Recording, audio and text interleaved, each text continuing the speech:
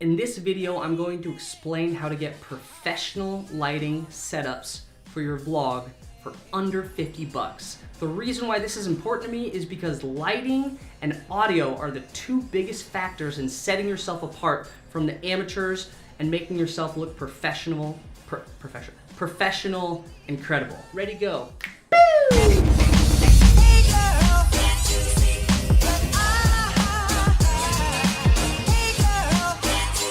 The very first thing that people are going to notice when they're watching your content is the lighting. More than composition, more than shot setup, more than anything else, it's the lighting. That being said, this is often a factor of people's work that they overlook, and it's really easy to identify a low production value video if the shot is way overexposed or way underexposed.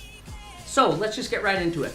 My first item that I've got for $40 off Amazon is a softbox setup from LIMO. It's two big stands, it comes with two softboxes, and it's extremely versatile. You can adjust the poles lengthwise, you can flip the lights around. For me personally, because I'm working in a small white-walled room, I couldn't have them pointing at me because it washed out my face. So I've actually turned them up and pointed them in the corners, and this helps to flush and diffuse the light throughout the room, creating a more natural look.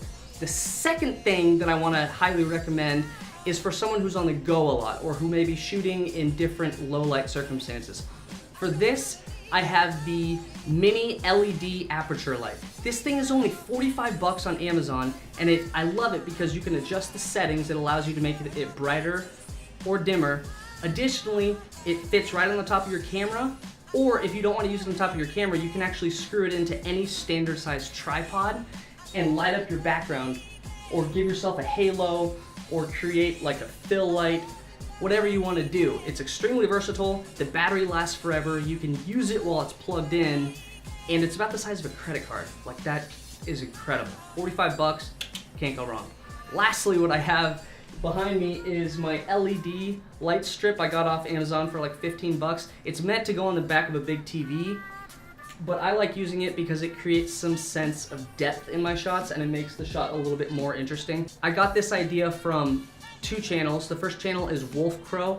Really interesting dude, adds a lot of insight about like the importance of lighting and what you need or don't need. And also, if you've ever seen Unboxing Therapy, you'll notice that his background is really cool. It's lit and it adds this another dimension to it, makes the shot more interesting than him just sitting at a table. Next, let's talk about three-point lighting. It took me a long time to understand this for some reason. I don't really know why, because it's actually pretty simple. Three-point lighting just means you have three different lights. The first light is the key light, and that's the closest or the most powerful. The next light is a little farther away or a little less bright, and that's your fill light. And then lastly, you have your background light. There's all kinds of variations of these. Just to get natural looking light is to get professional looking light. So you don't necessarily need all these different contraptions, as long as you can just make it naturally lit and the face is evenly exposed, etc., etc. And two final tips for getting professional looking lighting: try to film where there's light in the room.